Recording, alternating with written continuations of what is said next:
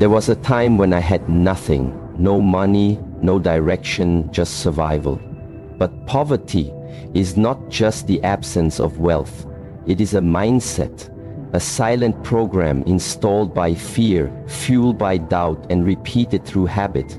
I was poor not because of my bank account, but because of my beliefs. And when I began to shift those beliefs, one by one, everything changed. This journey isn't about becoming a millionaire. It's about unlearning weakness and choosing power. It's about replacing noise with clarity, distraction with purpose, and fear with discipline. I did not get rich, dear friends. I was poor because I lacked discipline, not because I didn't work hard, but because my energy was scattered. I chased outcomes without mastering the process. I wanted money, but I wasn't willing to face the discomfort that wealth demands. I thought desire was enough, but desire is just a spark. Discipline is the fire that keeps burning when motivation dies. Every time I failed, it wasn't because I lacked potential, it was because I lacked structure. I woke up late, hit snooze, made excuses, broke my own promises, and then wondered why my life never changed. I told myself I deserved rest. I told myself I was tired, but the truth is, I was just undisciplined, and being undisciplined is a quiet form of self-betrayal. What changed my life was realizing that if I couldn't keep a promise to myself, how could I ever expect success to trust me? If I said I would wake up at 5, then I had to wake up at 5. Not because the time matters, but because self-respect matters. If I said I would work on a project daily, then I had to show up every single day, even if I felt uninspired, because that was my word, and my word had to mean something. Poverty taught me that time is not the issue, attention is. I had 24 hours like everyone else, but I gave my time to distractions, to entertainment, to impulses.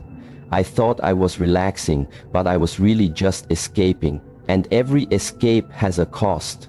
The price was my progress. The price was my peace. And eventually I got tired of paying that price. I used to think discipline was restrictive. Now I understand it's the ultimate freedom. When you're disciplined, you're not controlled by emotions. You're not pulled by cravings. You're not distracted by noise. You choose your direction and stick to it. Even when no one's watching, even when it's hard, even when the results aren't visible yet. That's when it counts the most. You see, most people want wealth, but they're addicted to comfort, and those two things don't coexist. You can't grow and stay comfortable at the same time. You can't reach the top while holding on to lazy habits. You can't build a rich life with a poor routine. So I started small. I started by mastering my mornings. I woke up before the sun, not because it was easy, but because it was symbolic. It was my way of saying I'm no longer living on default, I'm designing my day on purpose. I cut out things that didn't serve me, not out of punishment, but out of alignment. I stopped spending time with people who complained or blamed or gossiped. I stopped giving my focus to things that didn't make me stronger, sharper, calmer. I replaced every weak habit with one that reinforced my discipline. I trained my body, I trained my breath, I trained my focus, and over time, I didn't just look different, I thought different. There's a reason monks move with such clarity and power. They don't waste energy, they live with discipline. That's the secret, and it's not a secret hidden in books. It's hidden in your daily choices. Every time you choose discipline, you tell your subconscious that you are serious, and eventually the world responds to that certainty. Opportunities open, energy rises, clarity increases. You begin to feel unstoppable, not because the world changed, but because you did. I had to stop chasing motivation because motivation is emotional. It comes and goes, but discipline is a decision. It stays as long as you keep choosing it, and I chose it again and again. Every morning when it was dark and quiet, I showed up. When it was boring, I showed up. When nothing was working yet, I showed up. And that built something inside me that no money could buy. Confidence, self-respect, internal strength. People think wealth is about strategy. Sometimes it is, but the strategy is worthless if you can't follow through. Ideas mean nothing without execution, and execution requires discipline. Without it, you keep starting and quitting, always waiting for the perfect time, always getting ready, but never moving forward. That's how you stay poor, even when you have talent, even when you have potential. I learned that the difference between poor and rich wasn't talent, it was consistency. Discipline is the great equalizer. It doesn't matter where you start, it matters how long you can stay committed. And I stayed. I stayed when it was hard, I stayed when it was slow, I stayed when it was lonely, and eventually, results started to show, not just financially, but mentally, emotionally, spiritually. That shift from chaos to structure, from laziness to purpose, that's what builds a rich mind. And a rich mind eventually creates a rich life, because wealth is attracted to those who can handle it, and discipline is proof that you can handle it. It's the foundation of every success story, and it was the first mindset I had to master before I could even begin to rise. In the end, the lesson is simple. You don't get rich by accident, you don't get strong by wishing, and you don't change by talking. You change by doing, consistently, patiently, silently over time. And that journey begins with discipline, because without it, nothing else works without it. You stay stuck, and with it you move mountains, one quiet step at a time. Keep walking. I used to blame everything outside of me for the life I was living. I blamed my parents for not teaching me about money. I blamed my teachers for not preparing me for the real world. I blamed the government for making things hard. I blamed the economy for keeping me stuck, and in that blame, I found comfort, because as long as it was someone else's fault, I didn't have to change anything. But that comfort was a trap. It kept me poor, it kept me small, it kept me waiting for something outside of me to save me, and nothing ever came. One day I looked around and realized that years had passed and nothing had changed. I was still struggling, still frustrated, still stuck. And the people I blamed were not thinking about me. They were living their lives, and I was still waiting for a rescue that wasn't coming. That's when it hit me. Blame is a delay tactic. It feels powerful in the moment, but it gives all your power away. It says, I'm not in control. And if I'm not in control, then I can't change anything. And if I can't change anything, I stay poor in mind and in life. That's when the shift happened. I stopped pointing outward and started looking inward. I stopped asking, why is this happening to me, and started asking, what am I doing to create this? I started seeing every situation as a mirror, not a punishment, but a message. If I was broke, it wasn't bad luck. It was a reflection of how I handled money. If I was surrounded by drama, it wasn't just bad people, it was a reflection of my boundaries. If I was unmotivated, it wasn't the system, it was my own lack of clarity and purpose. Ownership is not easy. It demands brutal honesty. It forces you to admit that you've been in your own way. It makes you see that your excuses have built your reality. And when you see that clearly, you feel a mix of shame and power. Shame because you realize you've wasted time, but power because you finally understand that you can shape your future if you're willing to take responsibility for your past. I started owning my decisions. I owned the time I wasted. I owned the relationships I allowed. I owned the habits I kept. I owned the pain I avoided. I stopped saying I didn't have time and started saying I didn't make it a priority. I stopped saying I wasn't lucky and started saying I wasn't focused. I stopped saying I couldn't and started saying I wouldn't, because that was the truth. I wasn't willing, and that awareness gave me a choice. I could keep lying or I could rise. People avoid ownership because it hurts, but the truth is staying poor hurts more. Staying stuck hurts more. Living below your potential hurts more. The moment you take ownership, you stop being a victim and you become a creator, and that shift is everything. The poor mind waits, the rich mind builds. And you can't build with blame in your hands, because blame keeps you empty. It gives you reasons but no results. I began to ask better questions, not why is this unfair, but what can I learn from this? Not who's to blame, but what needs to change in me. Every problem became a puzzle, not a prison. Every challenge became a test of character, not a punishment. Life didn't get easier, I got stronger, and that strength came from choosing responsibility over resentment, again and again. I stopped expecting people to understand me or save me. I stopped needing approval. I stopped hoping for shortcuts. I accepted that I was responsible for every outcome I was creating, and in that acceptance, I found peace. It wasn't loud, it wasn't flashy, but it was powerful. I no longer needed to fight reality. I just had to align with it and do the work. When I made a mistake, I owned it. When I failed, I studied it. When I lost, I still learned, because everything became fuel. Ownership made me hungry, not desperate. Hungry to grow, hungry to evolve, hungry to never return to that powerless state again. And as I shifted inward, my results shifted outward.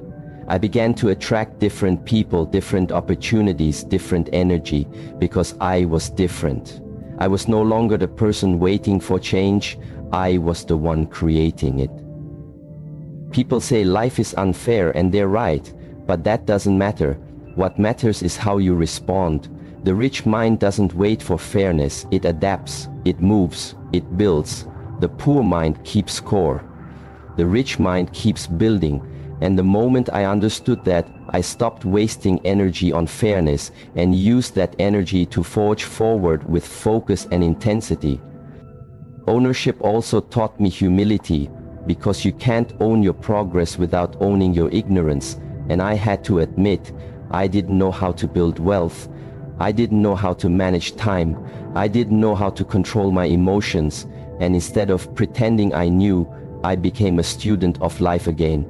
I read, I listened, I practiced, I failed forward, and that mindset kept me growing. You don't become rich by pretending to know it all. You become rich by owning what you don't know and being relentless in learning it. The more I owned, the more I grew. The more I grew, the more I earned, not just money, but clarity, confidence, power. All of it came from within, not from circumstances, but from character. And character is built through responsibility. Blame is easy, but it leads nowhere. Ownership is hard, but it changes everything. The moment you choose to own your thoughts, your habits, your reactions, your standards, your actions, your results, you begin to unlock a different level of life. You begin to attract success, not because of what you chase, but because of who you become. And who you become is the only thing that truly matters. If you want to stay poor, keep blaming. If you want to get rich, start owning it. All own the pain, own the progress, own the process, because when you own it, you can change it. And when you can change it, there's nothing you can't build. And that's when you stop living by chance and start living by choice. Keep walking. There was a time when my mind was so loud I couldn't hear myself think. I was always reacting, always chasing, always moving from one thought to another, never stopping, never still. My days were filled with noise, opinions, distractions, fears, doubts, plans, problems, and all of it felt urgent, all of it felt important, and yet none of it brought me peace. None of it brought me wealth. I believed that if I just did more, worked harder, ran faster, then everything would fall into place. I thought action was everything. But I didn't understand that unfocused action is just motion without direction. It's busy without progress. And I was busy all the time, exhausted but going nowhere.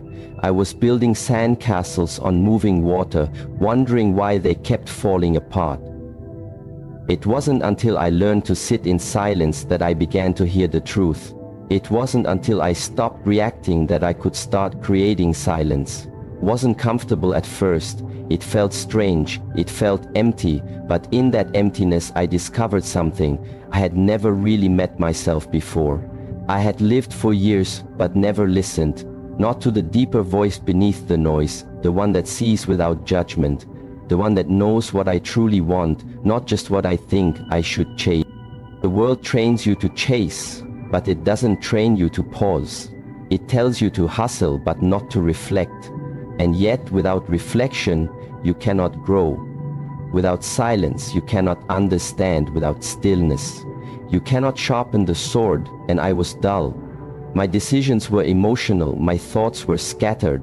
My vision was cloudy, because I had never cleaned the lens I looked through. Meditation was not something I found, it was something I returned to, something ancient, something natural. I began with just 5 minutes of silence every morning, no phone, no distractions, just me and my breath.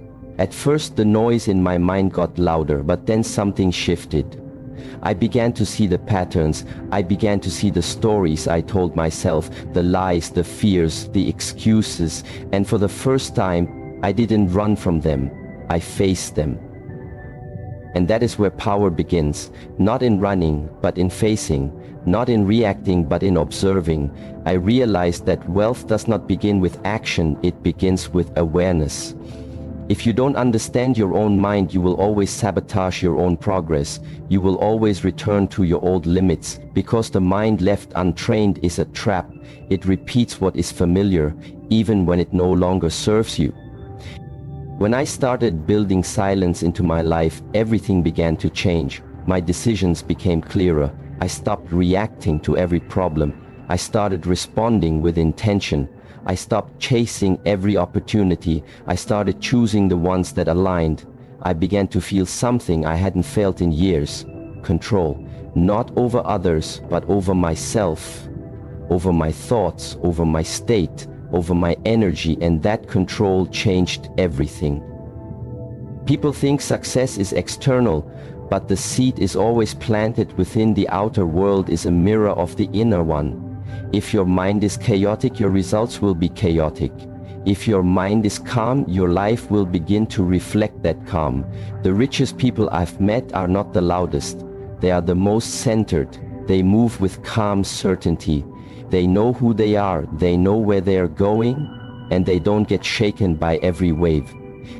Silence taught me that not everything requires a reaction. Not every thought needs belief.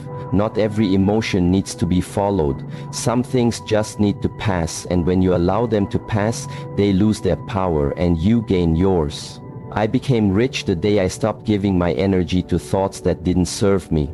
The day I started choosing which voices to listen to and which ones to release. I no longer needed validation because I validated myself in silence. I no longer feared rejection because I had already faced my own insecurities in silence. I no longer chased approval because I had already built inner approval. And from that place I could make decisions that aligned with my values, not with fear, not with pressure, not with desperation, but with deep internal clarity. Wealth is attracted to clarity, because clarity creates movement without hesitation, and hesitation is what destroys most people. They overthink, they doubt, they hesitate, they miss their moment, and all of that comes from noise. When you train the mind to be still, you remove the fog and you see the path, not because the path changed, but because now you are ready to walk it. I created space in my life, not just physically, but mentally. I stopped filling every moment with stimulation. I let myself be bored. I let myself reflect.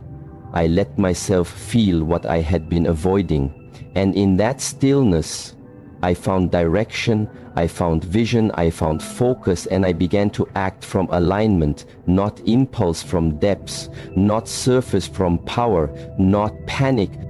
Every morning I returned to the silence before the world could pull me in, before the messages and headlines and alerts.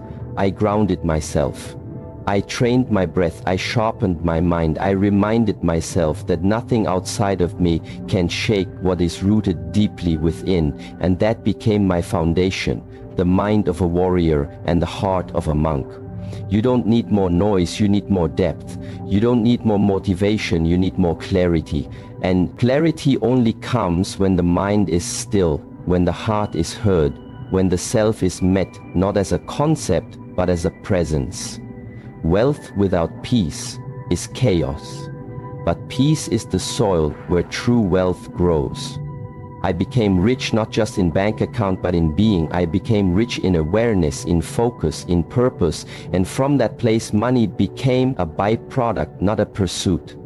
I didn't chase it, I attracted it through who I became, through how I moved, through what I chose to ignore and what I chose to nurture. There is no secret formula, only this: train the mind, calm the breath, silence the noise and listen, because everything you're seeking begins with knowing yourself.